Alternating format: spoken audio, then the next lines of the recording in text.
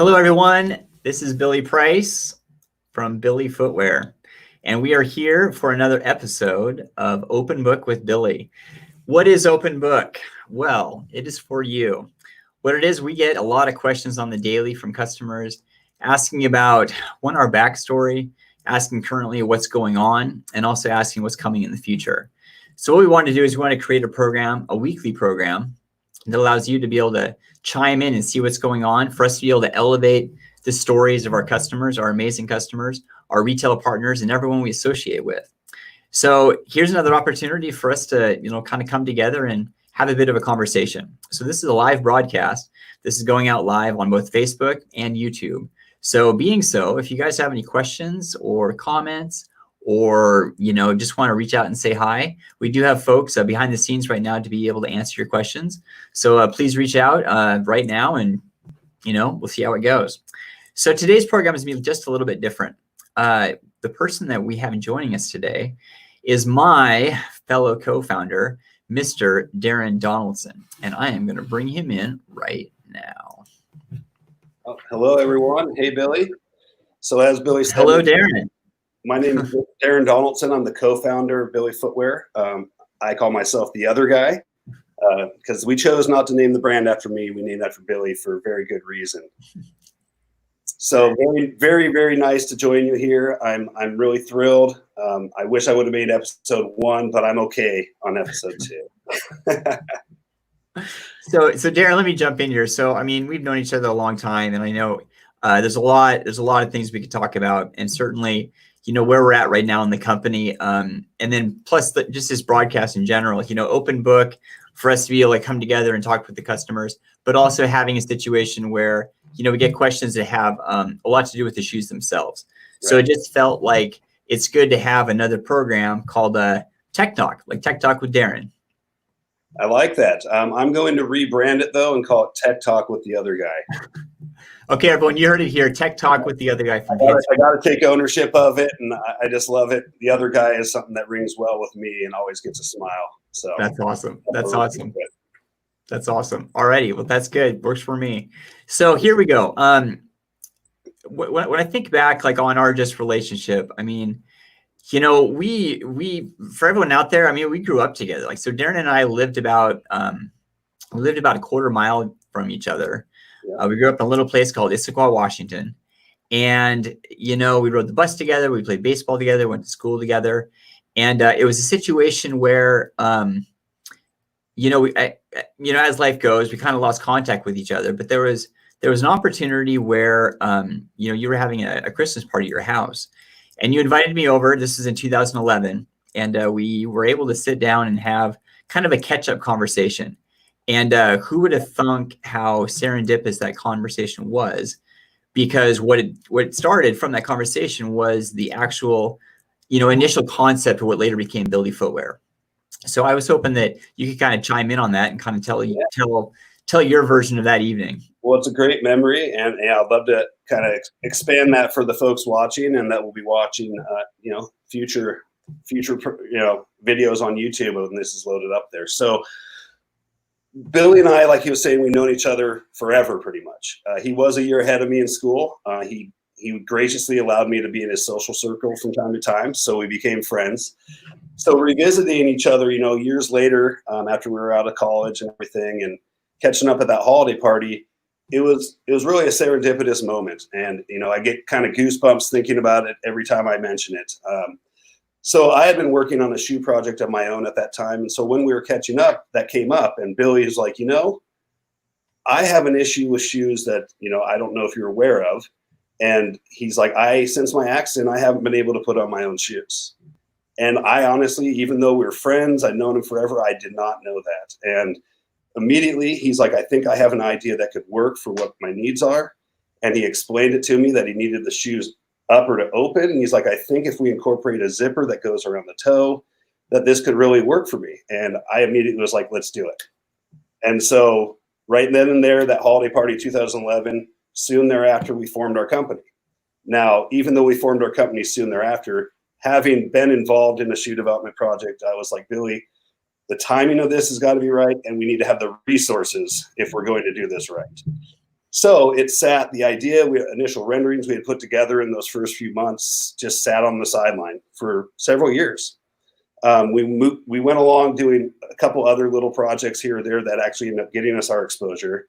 And Billy, I don't know if you want to touch on that, how we ended up actually getting the catalyst, if you will, to actually launch Billy Footwear. Right. So some of the side projects that Darin was talking about, we did a Kickstarter campaign for an actual adaptive ski glove because after breaking my neck, I still wanted to ski. I skied before I was in a wheelchair, and I wanted to ski after I was in a wheelchair. So we had this ski glove that ended up being kind of a prototype that I was using, but we utilized that existing prototype as kind of a I don't know, a revenue generator, if you will. So we did a Kickstarter campaign wrapped around that ski glove. But what happened was that ski glove ended up, getting the attention of a reality television show. So we're on this reality television show called Quit Your Day Job on the Oxygen channel.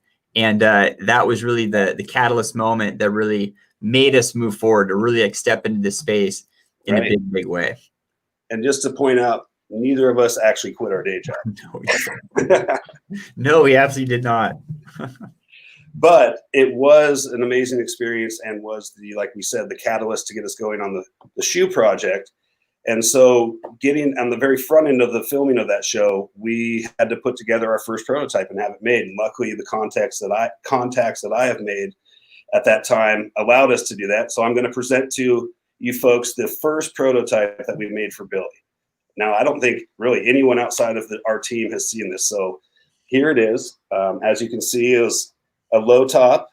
We incorporated suede and then some perforated leather here and in kind of this classic sneaker look. And the reason for that is Billy wanted a shoe that he would feel happy wearing from a style standpoint, but also was flexible as far as being casual and something he could also wear to work. And so that's why we incorporated the certain materials and the look. And of course, going with black is always safe to wear with most outfits. Right. So one thing I want to say, I know that was kind of the materials you were working on your previous shoe project. So it was already a material you were very comfortable with. Yeah, I was very familiar with both of these. So it was, and I knew the issues that might arise with certain colorways. Black is usually pretty safe in suede. So that worked out really well. And lo and behold, the very first prototype worked perfectly. I mean, I'm going to go ahead and open this up. I mean, smooth zipper opened, and it was just amazing. Like I'd never in my development days, which was rather short, or there wasn't a whole lot of experience, but I'd never had like something executed so well on the first go. So that was really exciting. And I think kind of a sign of how things were going to go for Billy Footwear.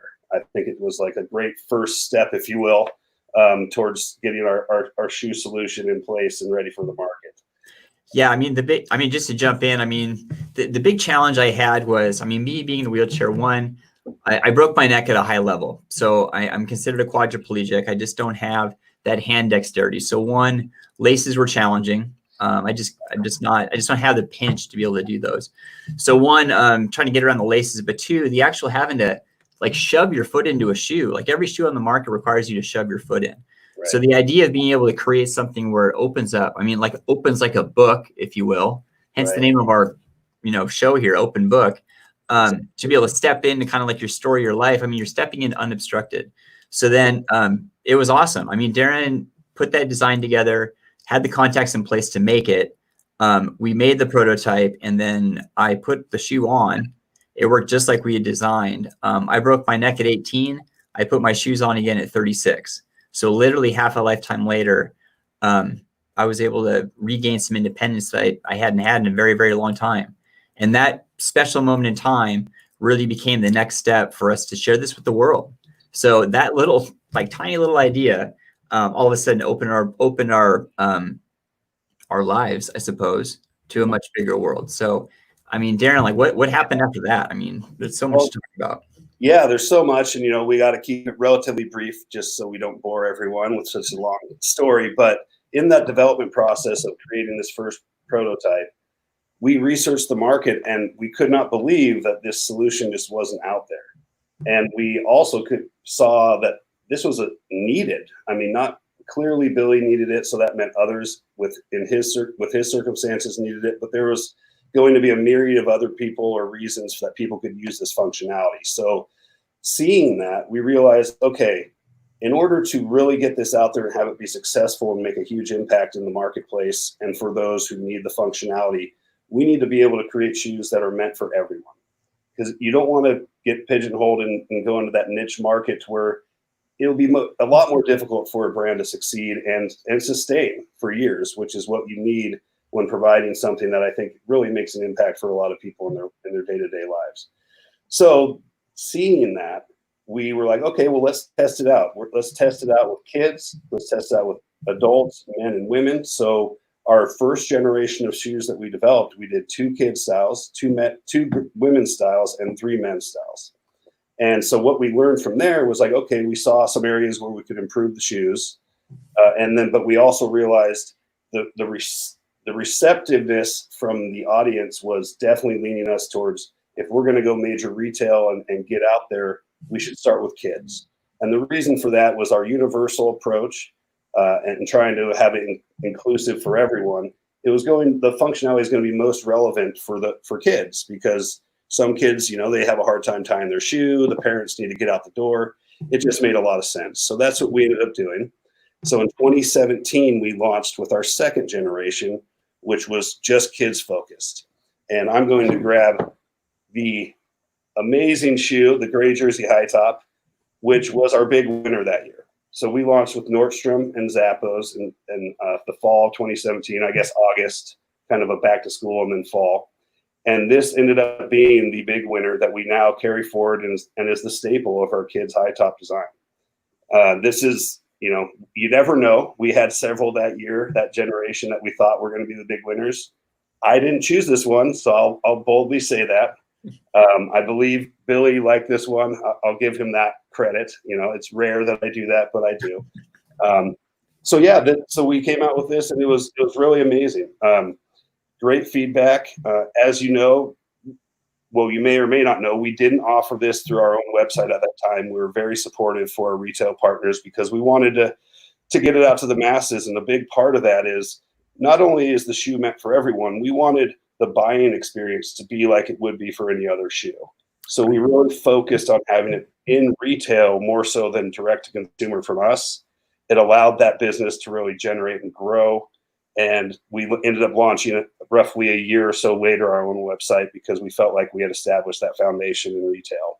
Yeah. Now, let me jump in one thing there. I mean, talking about being able to support those retail partners, one thing that was just so amazing was to be able to go into Nordstrom. I mean, literally go into Nordstrom, because one of the stores we were in at that time was the flagship store, like right downtown Seattle, and because we live in the Seattle area. And to be able to go through those doors and to see that shoe on the shelf and like physically just reach out and touch it, knowing how much work happened to be able to just make that moment in time happen. I mean, it truly was special. And then the fact that while I was there, somebody actually bought it right in front of my eyes. Right. I didn't really have the words to even like describe like what was happening. My jaw was on the floor, and I had to do my best to like pick it up off the floor just to be able to say hello. But there was just a lot of effort that went in there, and it's so fun to talk about, because that's really the foundation of how everything got started. And then we get feedback, and then we make improvements to take the next steps. Yeah. So some of that feedback we got was, we found out there was a certain audience out there that actually needed to remove the insole in the shoe, and we didn't realize that in our first generation. So after that, I guess it was we had an order for spring 2018 that came in, and it was then the orders after that, we all removable insoles. So there's still a couple styles out there, few and far between, but that don't have removable insoles. But we're hoping that those will be long gone here in the next, few days on the back to school or back to homeschool, whatever it ends up being. But that was one of the major ones that made a difference for those that needed that extra space within the actual shoe itself. So on top of that, we've gotten a lot of feedback, and we made sure that we incorporate laces. So the first generation in 2017, we did a slip-on version of a low top. So it was very similar to the original prototype. Well, that didn't have the adjustability with the laces. And so that was a key factor that for all of our shoes, we want to, not all, but at that point we were saying we want to make sure we have that functional laces adjustability, because that would really make sure this worked for the the super majority or the biggest percentage we could for the audience that was looking to wear it. Right. So those were the two major feedback changes we made in those early stages. We continue to get feedback. Just so you all know, we definitely hear it, and we try our best to incorporate it. The development process in footwear is not exactly as quick as you'd hope, but we definitely try. And just so everyone knows, we just have a semi-annual basis where we actually produce shoes. So that's why it's kind of an elongated process to implement these changes. But just so you know, we love the feedback. We really, really care. Our customer service team, Billy, myself, I mean, everyone on our team truly does care, and we want to make those changes where it makes the most sense. And so please provide that feedback, and know if it doesn't happen right away, it's because it's a process, and it may not make the next season, but hopefully the following one. And we're going to, like I said, we try to announce things that we're going to make, the changes we're going to make to those, in Billy's newsletters that he does, which are so great, by the way. I'll throw that one in there. He's a much better writer than I am. Well, in terms of like feedback we get from customers, I mean, I remember when it was just kids. One of the big questions we were getting was, when are we going to go smaller, more like toddlers, and when we're going to go into adults? Right. So, I mean, it's amazing to now be in that category, but I know it took some work to get there.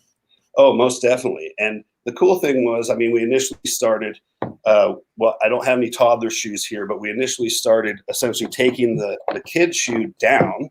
So the exact same style. So we went from offering size 10 through 6 in kids. We changed that to 11 through 6, and then actually started offering 5 through 10 in toddler.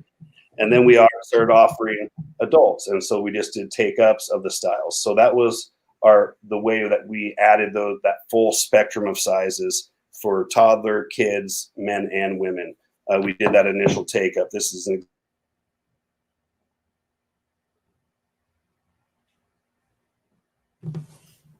Hold on, Darin.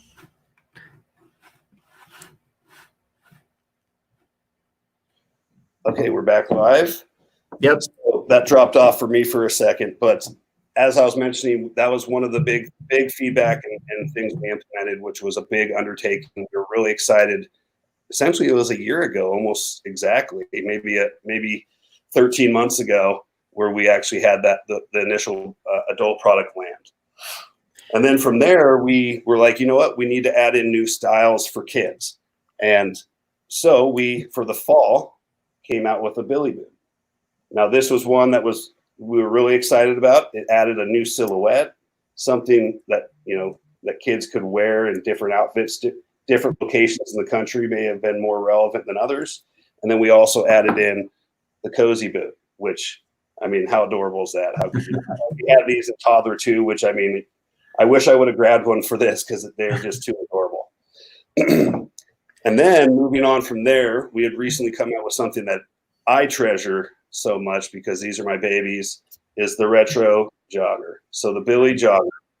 And these have been amazing since they hit the shelves. It adds another silhouette and something a little more athletic on the lifestyle retro side, but something I think was really cool, and it seems to have been received well. And I'm excited, and I would have had to eat a lot of crow if these didn't sell. So one thing, I wanted to shift for just a moment here. If you pull that jogger back up. Sure. So one thing that's really cool is, I mean, you can really see clearly on the heel counter there, you can see the logo, you can see the goat. So there's a lot of elements of our shoes that may go overlooked, but we really took careful, or we paid attention to kind of the branding part of it. I mean, there's a couple of key elements within the shoes that I think are important to highlight. Like, one is the goat. We wanted to have something that really, embodied a character like tenacity and determination, that if it's really faced with any sort of challenge, it's a matter of just like facing that challenge and trying to blast right through it. But there's also another real key design element we have into it, really a sense of forward movement. So I know that on that shoe, if you look at the outsole. Oh, that one's covered up with a sticker. I'll pull another one. Okay. So look at the outsole on our classic shoes. You can see these chevron stripes. So that's another part of our branding that was really important for us to really show and illustrate that forward movement. And it's something that always spoke to me that was so powerful, having grown up with Billy and him going through his accident and moving forward with his life. he just took on that mindset. And we wanted to really embody that in our branding, was the mindset and the tenacity that Billy had to move forward in his life, to become a success, you know, figure out ways for day-to-day items that we all take for granted. And it's like, we just wanted to encapsulate that in our brand. And that's why we incorporate, you'll always see some form of a chevron, and then also the goat, which I think is really tenacious and turned out really cool. Another interesting thing I want to point out that most wouldn't know is that on the bottom of our shoes, we always have the goat face the same direction. Now, the reason for that is that we envision when you made an imprint on the ground, whether it be sand or moisture or snow, that our logo is actually going to be, the impression is going to face right, which is what we envision and call out as forward movement. And so that's just some of the detail and thought we put into it. And I thought it was really important to point that out, because most people wouldn't know, but it really does mean a lot to us internally. And it means a lot for me to represent what has impressed me and inspired me so much with Billy and his story in life. So thank you, Darin. So let's pivot for just a second here. So I mean, we talk about like the real key like the attention to detail. So I think there's a couple of real important details that we should also highlight, just about technique of the shoe, like how to put the shoe on. I mean, there's a lot of, shoes are shoes. I mean, we've worn shoes forever, but it's interesting how there are some aspects of the shoes that make them easier to put on than others, and also to make it, more functional for yourself. So I was hoping you could walk us through that, Darin. Right. So one thing, when you first get the shoes, obviously they're going to be zipped up and you're going to have to open them to put them on. Well, if you just go ahead and try to pull the zipper, it sometimes will go down, sometimes it will pull like this. So I always recommend, grab right by the zipper, pull down, and then zip around. And if you notice how I'm doing the zipper pull, I'm going around the axis, going with the zipper's axis, not going like across the shoe. It gets a lot tougher if you're not really pulling out and zipping around. That's one little simple technique that allows it to be a lot smoother, especially if you're showing and teaching your kids how to do it. It really allows for that to be a smooth glide, to where really, toddlers are able to do it on our toddler shoes, which is really awesome. Another aspect that I want to make sure I point out is it is zippers, and I don't know if the camera is going to show, but sometimes they'll show up and there might be a tooth that's kind of skipped one, and that's something that can easily be adjusted. I don't have an example here, but that's something that I'll touch on future Tech Talk with the other guy episodes. And then sometimes the zipper can jump, and that happens for those that maybe have not adjusted the laces enough, so there's points that push out so it jumps and there leaves a little gap in the zipper. Even though it may seem like you're going to break it, these are self-healing or self-fixing zippers, so you can force it past and then it will work just fine thereafter, once you actually get that little gap that happened possibly to close up. So those are little things that we get a lot of people reaching out thinking the zipper's broken, but it's really something that we know we can fix, and with a little guidance and trust that it's not going to break, you can really force those and heal the zipper itself, and so it can keep going and be a good solution for you or your kiddo. And I also think it's good to point out that, that zipper, you can get open threads, just kind of loose threads that can get in that area to be somewhat of an obstruction. So, if you're able to eyeball that stuff, just trim it away. And another thing to point out, like Billy was saying, is there's that inner lining.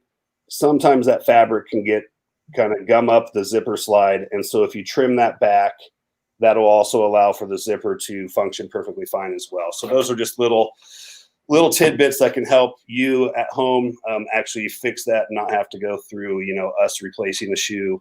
It can be something that can easily be done at your home and save time and get the shoes back on your feet. Yeah. And I know you touched on the insoles early on. Right. Yeah. So the insoles, it's like we said, was very important. We made sure that they're all removable.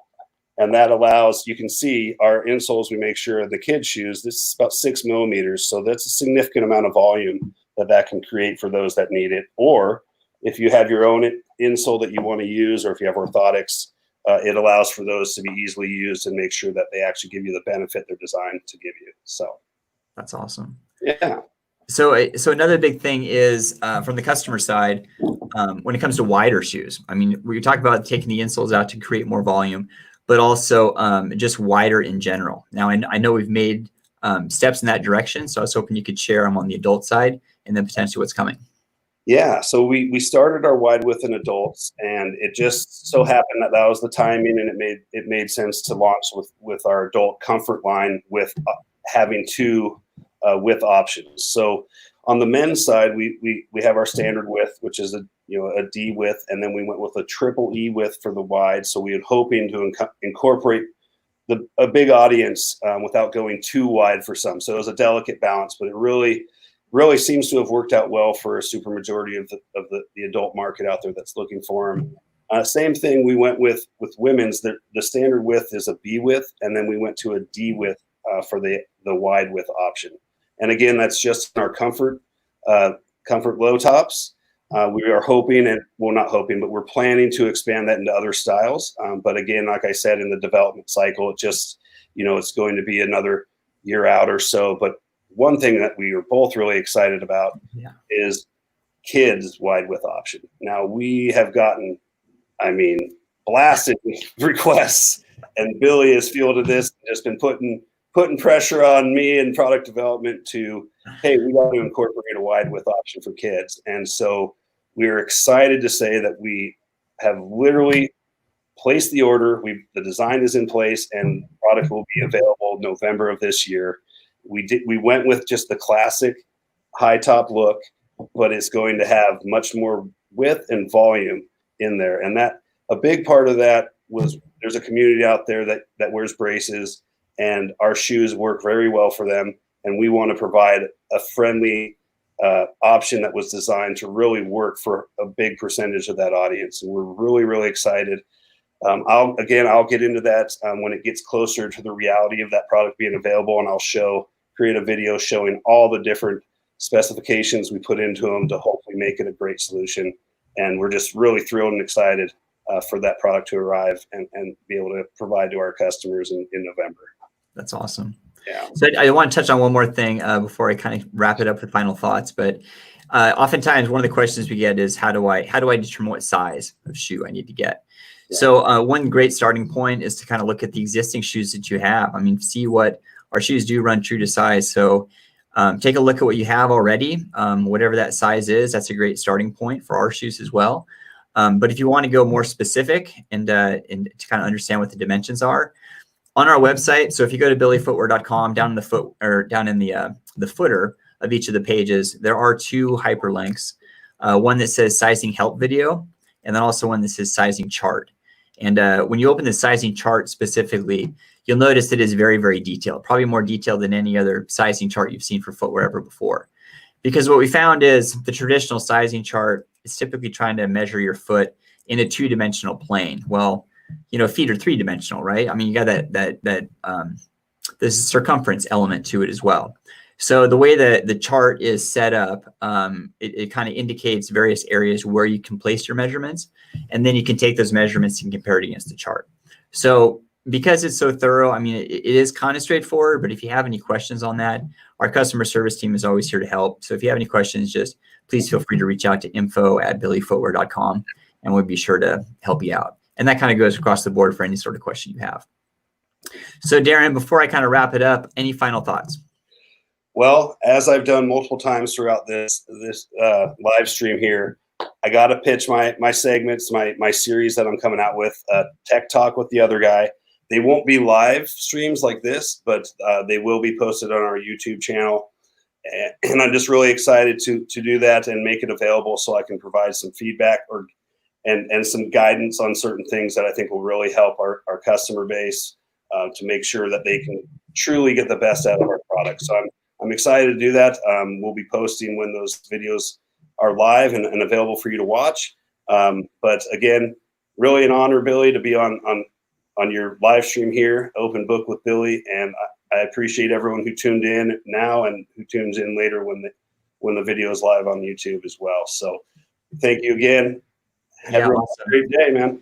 And I got to say, Darin, it's been an honor to be, partnering with you on this journey. It's really been a special one. And we're still right at the tip of the iceberg. I mean, big things are in the works. So it's going to be fun to continue this journey with you. It's been my honor. Yeah, awesome. So next week, everyone tune back in. Next Wednesday, we'll be having a testimonial from one of our first customers. So we're looking forward to that. All right, guys, everyone, enjoy the day. Take care. Take care.